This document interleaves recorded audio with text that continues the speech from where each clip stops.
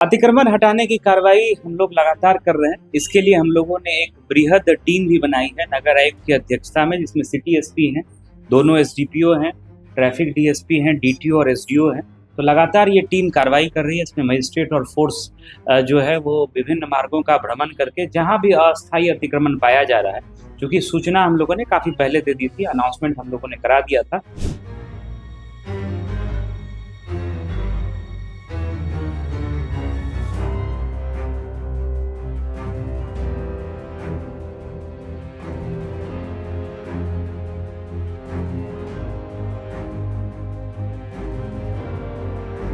लोगों से मेरी आपके माध्यम से अपील भी है कि पुनः अतिक्रमण ना करें। इससे सभी लोगों को, चाहे वो राह चलने वाले स्थानीय लोग हों, मरीज हों, या 4 व्हीलर 2 व्हीलर लेकर के चलने वाले कोई भी व्यक्ति हों, उनको बहुत समस्या झेलनी पड़ती है।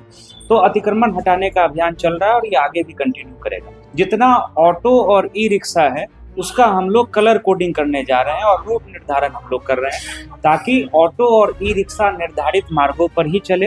और इसके लिए हम लोगों ने एक टीम बनाई है।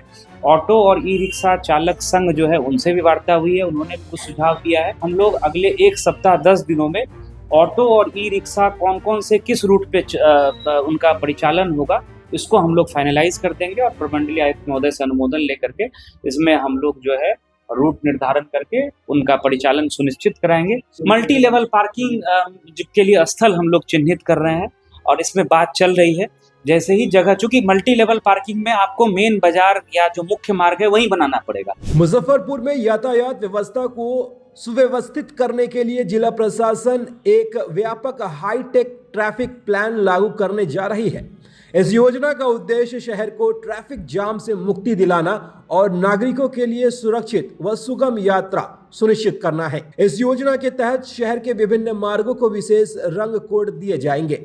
इन मार्गों पर चलने वाले ऑटो और टोटो की संख्या सीमित की जाएगी। उन्हें उनके निर्धारित मार्गों के अनुसार विशेष रंग और कोड आवंटित किए जाएंगे। कोड मार्क वाहनों को केवल अपने सुनिश्चित मार्गों में ही चलने की अनुमति होगी। जिला ऑटो यूनियन संघ ने इस योजना में सहयोग का आश्वासन दिया है। यूनियन ने शहर के मार्गों पर चलने वाले ऑटो और टोटो की संख्या और कुछ लिखित सुझाव प्रशासन को सौंपे हैं, जिन पर विचार किया जाएगा। यह हाईटेक प्लान सुरक्षा व्यवस्था को भी मजबूत करेगा।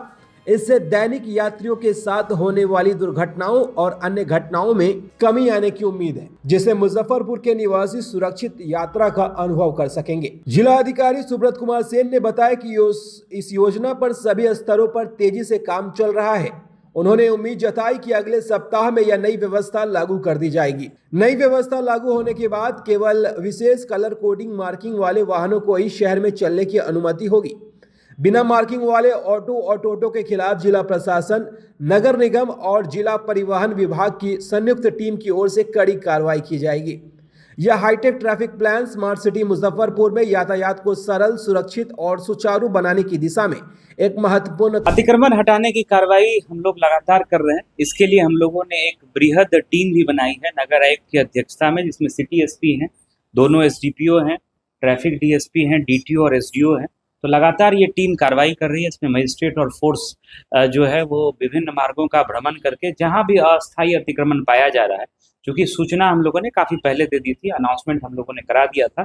तो अस्थायी अतिक्रमण हटाने का काम हम लोग लगातार कर रहे हैं। इसमें फोर्स मजिस्ट्रेट लगाया गया है, उसका असर भी देखने को मिल रहा है। लोगों से मेरी आपके माध्यम से अपील भी है कि पुनः अतिक्रमण ना करें। इससे सभी लोगों को, चाहे वो राह चलने वाले स्थानीय लोग हों, मरीज हों, या 4 व्हीलर 2 व्हीलर लेकर के चलने वाले कोई भी व्यक्ति हों, उनको बहुत समस्या झेलनी पड़ती है। तो अतिक्रमण हटाने का अभियान चल रहा है और ये आगे भी कंटिन्यू करेगा। इसके अतिरिक्त हम लोग कुछ बृहद जो उपाय किए जाने हैं शहर की ट्रैफिक व्यवस्था को सुदृढ़ करने के लिए, वो भी हम लोग कर रहे हैं। इसमें सबसे महत्वपूर्ण है, जितना ऑटो और ई रिक्शा है उसका हम लोग कलर कोडिंग करने जा रहे हैं और रूट निर्धारण हम लोग कर रहे हैं, ताकि ऑटो और ई रिक्शा निर्धारित मार्गों पर ही चले। और इसके लिए हम लोगों ने एक टीम बनाई है। ऑटो और ई रिक्शा चालक संघ जो है उनसे भी वार्ता हुई है, उन्होंने भी कुछ सुझाव दिया है। प्रमंडलीय मुख्यालयों में प्रमंडलीय आयुक्त महोदय के अनुमोदन से ये सारी व्यवस्था लागू की जानी है।